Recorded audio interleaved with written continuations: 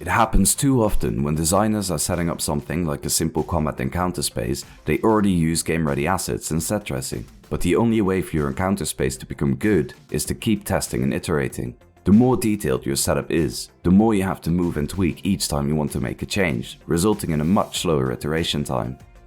A too detailed level also sets the wrong expectations, making people think it's more finished than it is, and pay attention to details that aren't relevant for you right now. Important now are things like AI behavior, cover placement, difficulty, and pacing.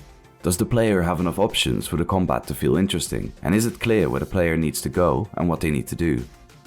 Keeping things simple early on and focusing on the fundamentals will help you iterate faster and get the feedback you need to make your levels even more awesome. If you'd like to see more level design tips and tricks, subscribe to my channel TimDoesLevelDesign and check out my other videos. Thank you so much for watching and see you in the next video.